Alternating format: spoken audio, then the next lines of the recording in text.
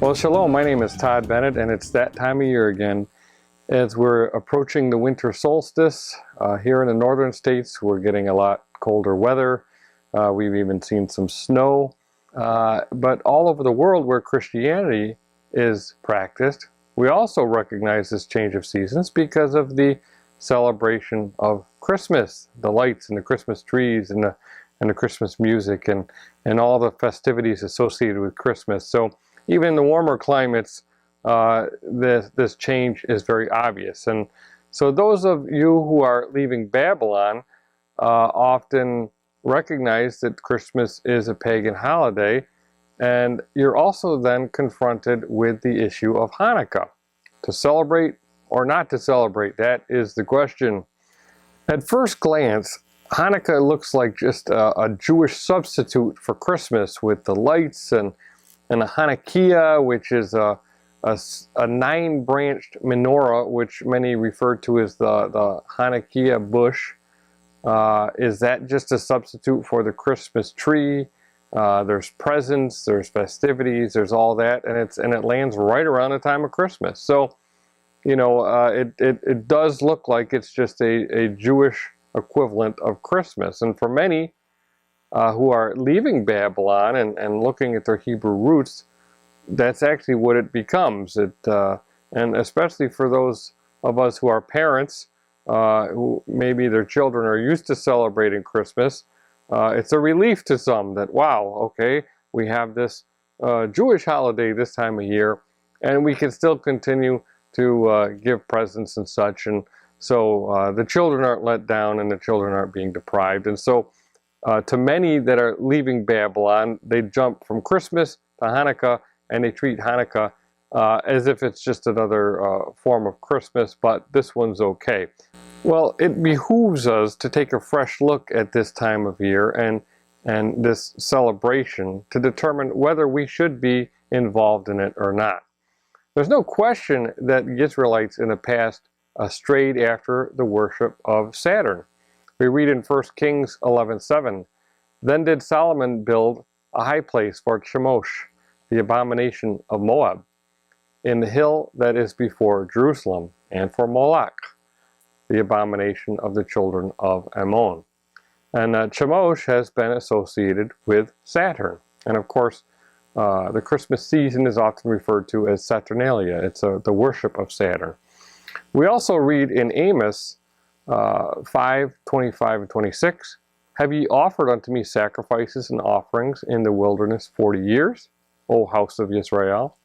But you have borne the tabernacle of your Moloch, and Chion, your images, the star of your God, which ye made to yourselves." Now, this star has been attributed to Saturn, also along with the hexagram that's commonly used by the modern state of Israel. In fact, it could be argued that Kabbalism's influence upon Rabbinic Judaism has resulted in Saturnic and Saturn influences in the religion of Judaism. Now, most people who are familiar with my books and my teachings know that I discourage people from looking to Judaism for answers because it's a religion founded by the very Pharisees who rejected Messiah Yahushua. And since Hanukkah is a holiday that's been exclusively within the realm of Judaism, it's important to be extremely careful not to fall into any ancient Babylonian traditions that worship the hosts of heaven. Now, there are many practices and traditions associated with this holiday, so it's helpful to examine this celebration to see if it's acceptable for someone who follows the Messiah Yahushua. Now, one thing is certain: it's not one of the 7 appointed times provided in the Torah, so we should never confuse it with a Chag or one of the Moedim. So when is Hanukkah, and what is Hanukkah, and what does Hanukkah mean? Those are 3 questions that we should look at when we're making this examination. It's helpful to look at the background and history for these answers and see if we can sift out truth from tradition before we pass final judgment. Now, it's important to set the stage. We read about the events surrounding Hanukkah in the book of Maccabees, and while Maccabees is not considered to be canonized scripture, I see no reason to doubt its historical accuracy. In fact, it actually fills in some important gaps in our Bible, which exist between Nehemiah and Ezra, which describes the return of some of the house of Judah from their Babylonian exile, and then the Gospel of Matthew. And so to properly understand the context of Hanukkah, it's important to understand the history of Israel. And the kingdom of Israel was united under the monarchy of David. After the death of David's son Solomon, that united kingdom of Israel was divided into two kingdoms, two houses, known as the house of Israel, the northern tribes, and the house of Judah, the southern tribes. Now the house of Israel, the northern tribes, were exiled and removed from the land by the Assyrians around 721 BCE. The house of Judah, the southern tribes, were subsequently exiled and removed by the Babylonians around 586 BCE. Now those two houses, those two tribes have been divided and separated ever since that time. Now while the northern tribes remain in exile to this day, a portion of the southern tribes returned from Babylon after the 70-year exile was completed, and they were charged with rebuilding the temple and Jerusalem. And that's what we read about in the books of Nehemiah and Ezra. And there were complications and struggles, but the walls and the gates of Jerusalem were restored and the temple was rebuilt. And that temple is often referred to as Zerubbabel's temple. Now the timing of these events were described through Daniel, which also foretold of Alexander the Great and the subsequent division of Alexander's kingdom up through to the time of the Messiah. But we have no specific historical data in most of our Bibles that tell us what happened from Zerubbabel's temple up to the Herodian temple that existed in the days of Yeshua, which is a gap of nearly 500 years. So what we read about in Maccabees actually gives us a glimpse in that period of time. For the sake of this discussion, we'll focus on a period of time from around 175 BCE to 164 BCE, when the events leading up to the celebration of Hanukkah occurred. Now, Hanukkah is typically classified as an exclusively Jewish celebration, but it involves the history of the house of Yehudah after their return from the Babylonian exile. And it also involves the house of Yahuwah in Jerusalem. So these are all relevant subjects to anyone who is in the covenant associated with Israel. So it's not necessarily a Jewish feast or a Jewish celebration, and it's not accurate to call it such a thing because the history of the temple being rebuilt and the sacrifices being reinstated were all part of prophecy, all associated with the Messiah, and therefore anybody that believes and follows the Messiah should pay attention to these events. Again, there was also a priesthood that was operating according to the Torah when this restoration occurred. So it's all very relevant to the Torah and the prophets. Now the problem was that the region had been semi-autonomous under both the Ptolemaic and Seleucid empires and ruled by powerful priestly families of the house of Yehudah.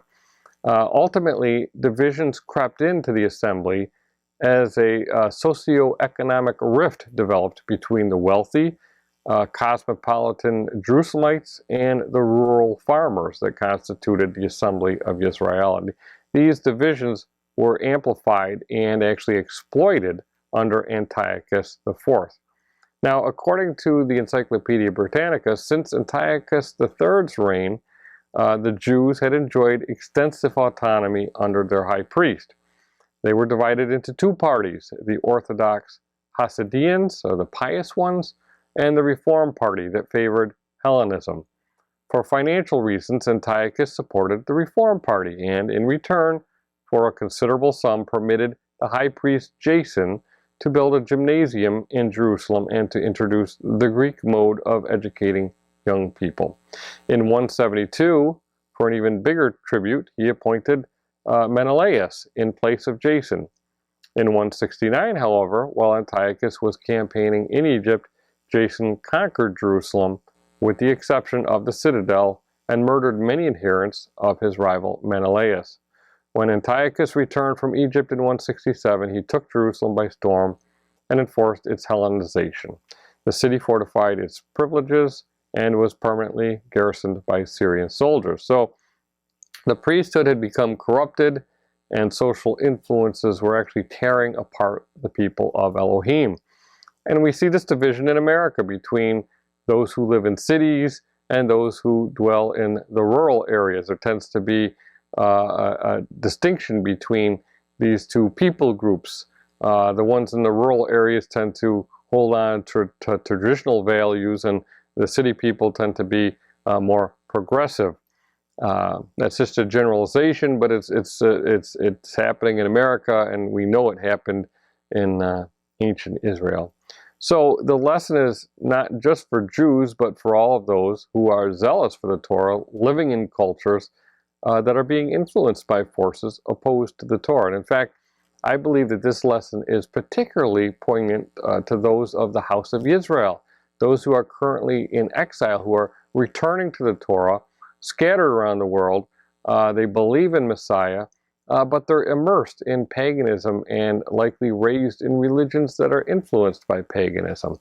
Now, Alexander the Great was one of the original and most powerful forces responsible for spreading Greek culture throughout his empire and into the region of Israel through a process known as Hellenism. Now, Hellenism can be summed up into one word: paganism.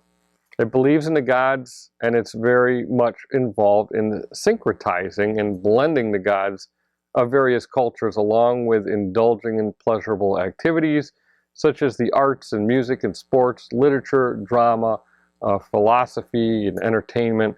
All of these activities were ascribed to the domain of certain gods, and all of these activities had a religious element to them.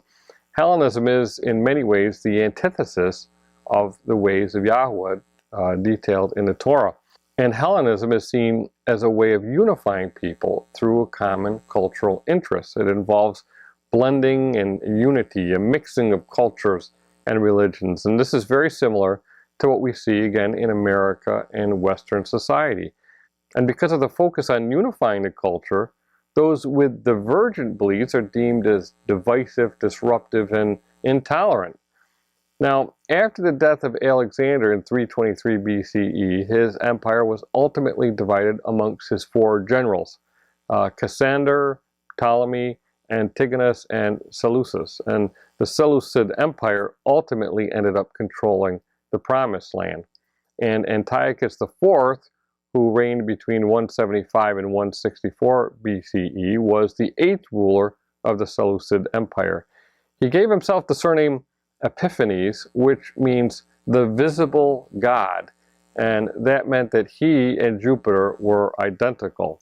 And Antiochus IV Epiphany is the focus of the Hanukkah story because he was the one who sought the unification of his empire through Hellenism and made war against the people of Yahuwah. And initially, the Jewish elite were lured and enticed into abandoning the covenant.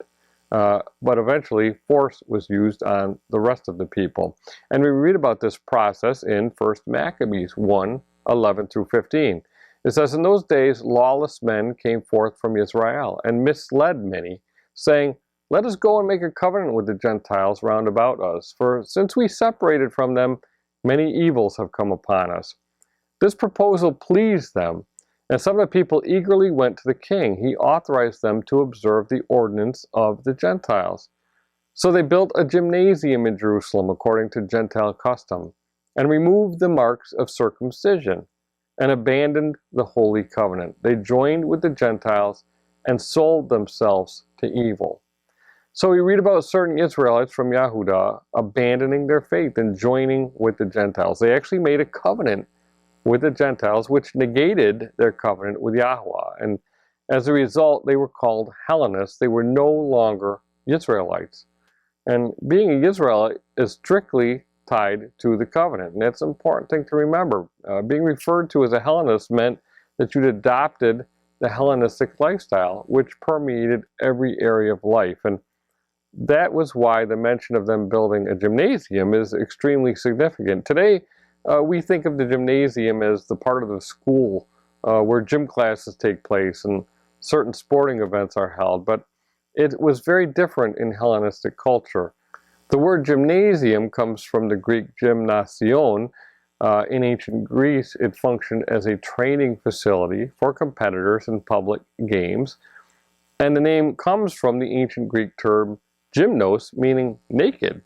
And it was one of the pillars of Hellenistic culture, and it complemented others such as the temples of the gods and the theaters. And much of the focus of Hellenism is on self-improvement, entertainment, and the gods. And it involves sports, where the athletes dedicated their victories to the gods. And we can see the culmination of these efforts through the Olympics, dedicated to Zeus and the gods of Mount Olympus, thus the word Olympics. And the activities in the gymnasium, though, were not limited to athletics. The gymnasium is where the people mingled and socialized, and aside from the physical aspects of the gymnasium, they became centers of intellectual and philosophical pursuits. Now, the learning in the gymnasium had nothing to do with the Torah, and in many ways, Hellenism is diametrically opposed to Yahuwah, as we already said.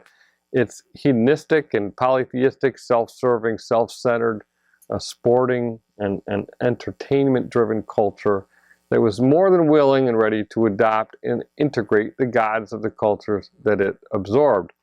Now, interestingly, in the gymnasium, again, all the athletic pursuits were done in the nude. So those who were Jews, who were circumcised, would stand out and stand in stark contrast to the pagans. And that's why we read about the fact that they removed the marks of circumcision. They did this so they could fit in with the pagans. And as a result, they no longer carried the sign or the mark of the covenant with Yahuwah. So the cultural influences were so powerful that certain Jews actually abandoned the covenant. They made a choice to become like the nations. They stepped out of the covenant and walked away from the covenant. And this is very much like what we see in modern Christianity. Now, most Christians are immersed in modern Western culture that has been highly influenced by Hellenistic and Roman society. They reject the terms of the covenant provided through the Torah by claiming that the law is abolished, and they reject the signs of the covenant, the seventh-day Sabbath and the eighth-day circumcision. Most of you watching this already recognize that fact and have departed from the Babylonian Christmas traditions that are practiced by many in Christianity and actually linked to the Christian religion. And if you're unfamiliar with those connections, I suggest that you check out the Walking in Light series book entitled Pagan Holidays, which describes the origins of these pagan religious traditions that derive from sun worship. Now, first, this adoption of Hellenistic culture was focused on those in the cities, but it led to a further disintegration of the Israelite community, which resulted in further division and collapse of the temple system in Jerusalem.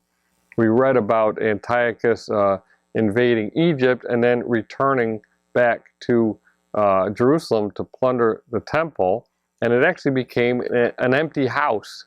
He'd taken all the furnishings that were involved in the worship of Yahuwah, and he emptied it, and ultimately Mount Zion, the city of David, became completely a stronghold against the temple, and ultimately it was abandoned. And we read about that further in the book of Maccabees 1:33 through 40. It says, "Then they fortified the city of David with a great strong wall and strong towers, and it became their citadel. And they stationed there a sinful people, lawless men. These strengthened their position.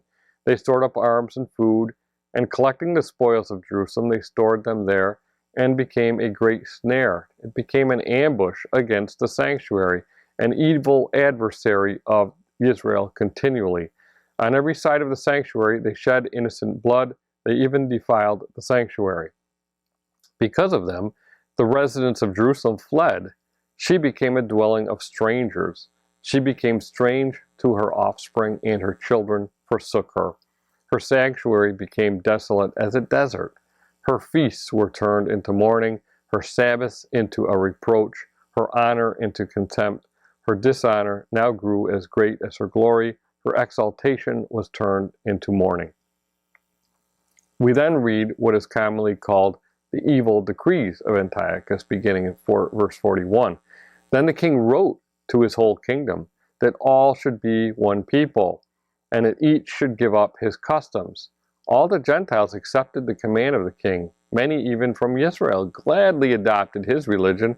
They sacrificed to idols and profaned the Sabbath. And the king sent letters by messengers to Jerusalem and the cities of Judah. He directed them to follow customs strange to the land, to forbid burnt offerings and sacrifices and drink offerings in the sanctuary, to profane Sabbaths and feasts, to defile the sanctuary and the priests, to build altars and sacred precincts and shrines for idols, to sacrifice swine and unclean animals, and to leave their sons uncircumcised. They were to make themselves abominable by everything unclean and profane, so that they should forget the Torah and change all the ordinances. And whoever does not obey the command of the king shall die. In such words he wrote to his whole kingdom, and he appointed inspectors over all the people, and commanded the cities of Judah to offer sacrifice, city by city. Many of the people, everyone who forsook the Torah, joined them, and they did evil in the land. They drove Israel into hiding in every place of refuge they had. Now, on the 15th day of Kislev, in the 145th year, they erected a desolating sacrilege upon the altar of burnt offering. They also built altars in the surrounding cities of Judah, and burned incense at the doors of the houses and in the streets. The scrolls of the Torah, which they found, they tore to pieces and burned with fire. Where the scroll of the covenant was found in the possession of anyone, or if anyone adhered to the Torah, the decree of the king condemned him to death. They kept using violence against Israel, against those found month after month in the cities. And on the 25th day of the month, they offered sacrifice to the altar, which was upon the altar of burnt offering. So this was all-out culture war for the sake of unifying society. And of course, many have attributed Antiochus IV to a sort of antichrist or anti-Messiah that they believe will return in the end. And of course, this was pitting the enemy against the covenant. It was all-out attack on the covenant and Yahuwah. And that is what we may expect in the future someday, as those who remain set apart from Babylon are persecuted by Babylon for not abandoning their culture, abandoning their covenant, and joining them for the sake of unification. Of course, as we see the efforts of progressivism and globalism and the attempts to bring about a new world order, a one world government, we can see the potential parallels here with what happened back in this time. So while Israel was supposed to be unifying the nations under the Torah, here we see Antiochus attempting to unify his kingdom through Hellenism. And it was Israel versus Greece, and many Israelites left the covenant and chose Hellenism. They were out of the covenant. They were no longer Israelites at that point. It didn't matter if they were born Jewish. They left the covenant and chose the ways of the world. And this demonstrates why it ultimately doesn't matter where you're born or who your parents were. Being Jewish is meaningless if you reject the covenant. And that includes rejecting the Messiah and the renewed covenant that he brought forth. What matters is if you're in the renewed covenant. Now, this passage in Maccabees describes the abomination of desolation that was provided in Daniel 11:31, when a pig was actually slaughtered on the altar of Yahuwah and a statue of Jupiter was set up in the emptied and abandoned temple. So while Hellenism presents itself as a cultural unifying force, it's actually quite divisive and offensive to those who follow Yahuwah. And it actually gets downright nasty against those who refuse to give up what they adhere to. Because Hellenism relies on watering down strong beliefs. Nobody with strong beliefs can join with Hellenists. And of course, again, that's what we're seeing in the progressive movement, particularly in the United States of America. You really can't have strong beliefs or or feel anything strongly if it disagrees with somebody else, because then you're a hater, and they accuse you of being either a fear monger or a hate monger because you don't agree with somebody else's lifestyles or decisions. And so again, Hellenism involves a blending, a mixing, and a watering down. So again, we see some patterns that are very relevant to what we're seeing today. And Hellenism is very much opposed to the Torah, which involves being separated, being set apart, being holy. In fact, while the ideals of Hellenism sound wonderful, they end up being deadly to those who refuse to integrate. And we see that again today. Those in the progressive movement actually will get violent against people who refuse to give up their beliefs, who won't become watered down and join the masses in their tolerance of everything. They get violent, and that's what we see happening in the passages in Maccabees. Those who remained in the community of Israel experienced great tribulation, and I would encourage you to read the details of the great tribulation that they experienced, which is described in depth in the book of Maccabees. Again, we see a similar pattern in this progressive movement, this globalist movement towards a new world order. These people do not want to be unified under the Torah, under the banner of the Messiah. Rather, they're opposed to the Torah. They want to unify the world outside the Torah, without Yahuwah, without the Creator. And there's ultimately going to come a time when those who refuse to submit or compromise will be seen as a hindrance to this New World Order movement.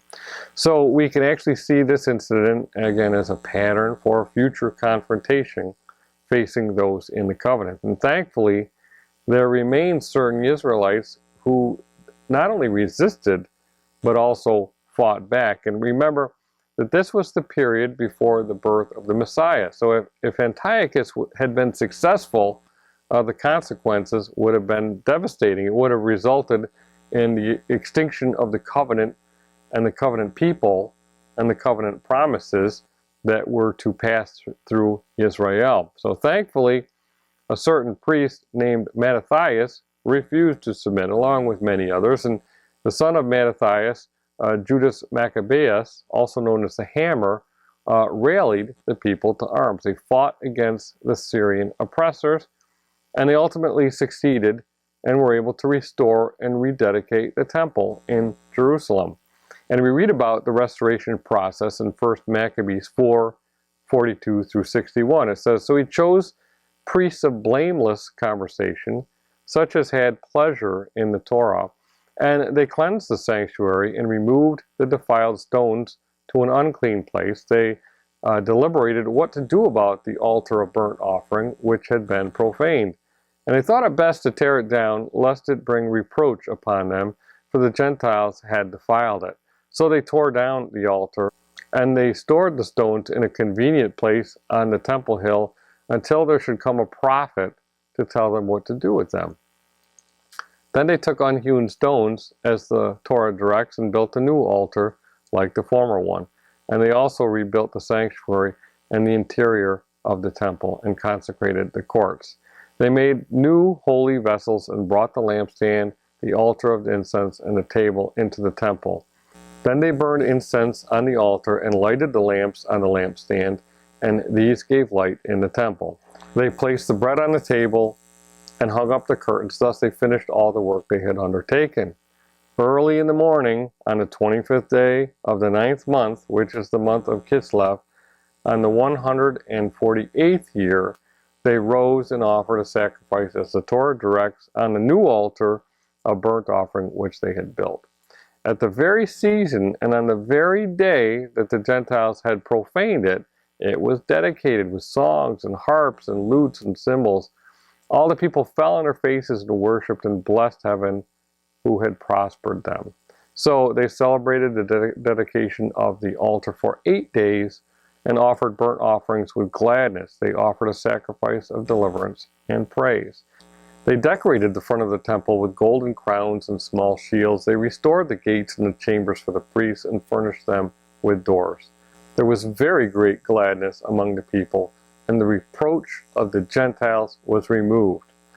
Then Judas and his brothers and all the assembly of Israel determined that every year at that season the days of dedication of the altar should be observed with gladness and joy for 8 days, beginning with the 25th day on the month of Kislev.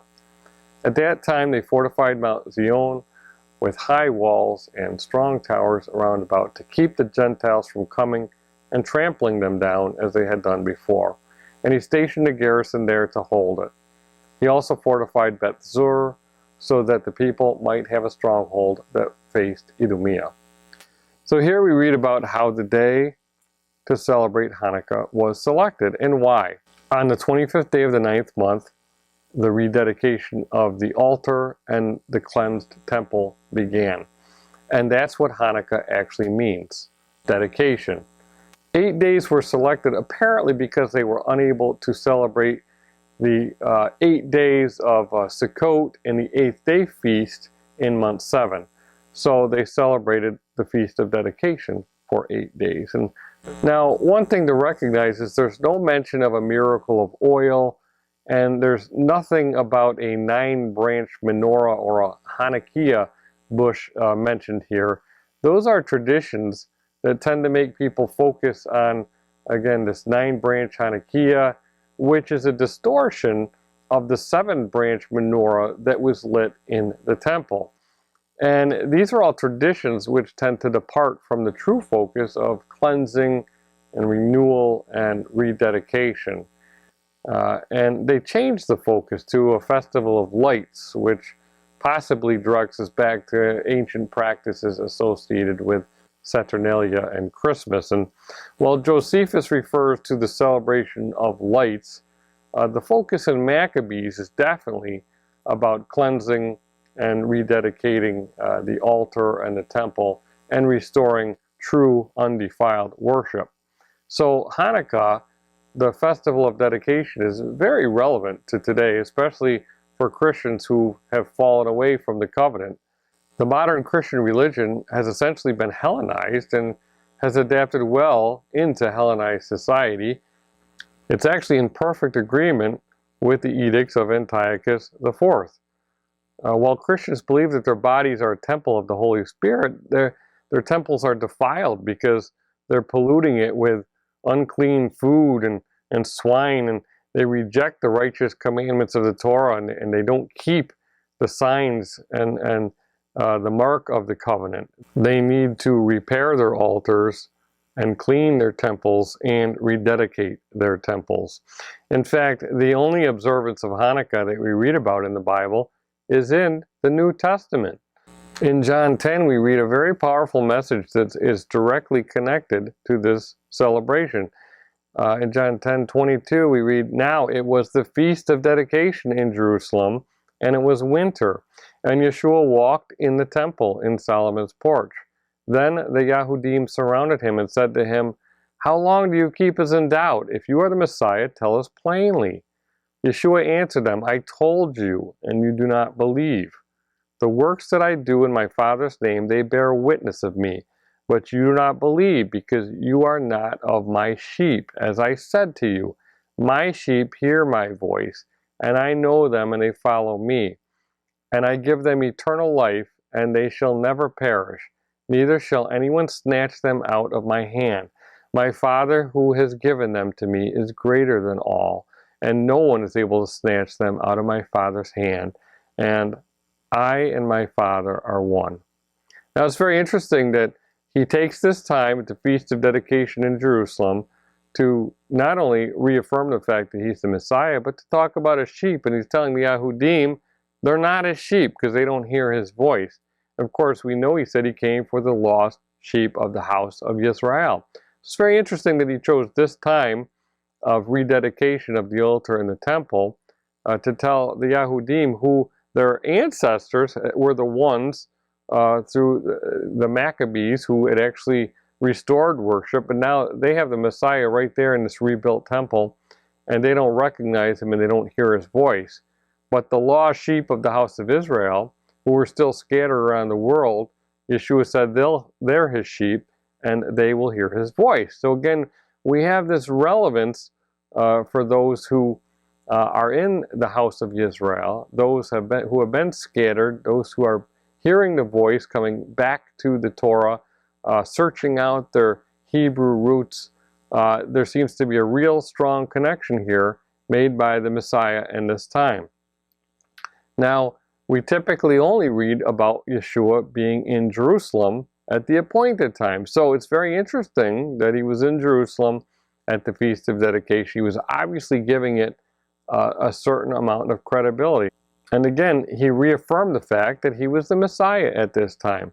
So this is a good time to reflect, especially for those who are immersed in Hellenized Western cultures.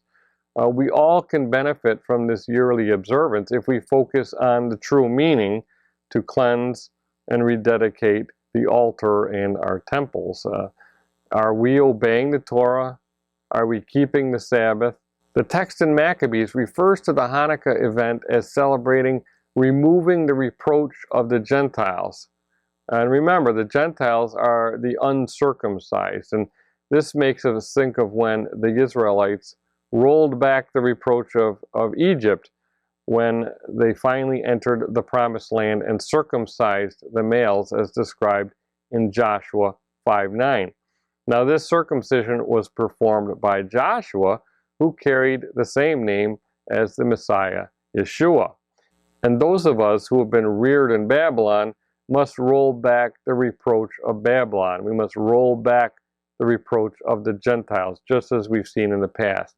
We must have our hearts circumcised. And as the physical circumcision occurs on the 8th day, so we can focus on the circumcision of our hearts during these 8 days. So, do we celebrate Hanukkah? I think so.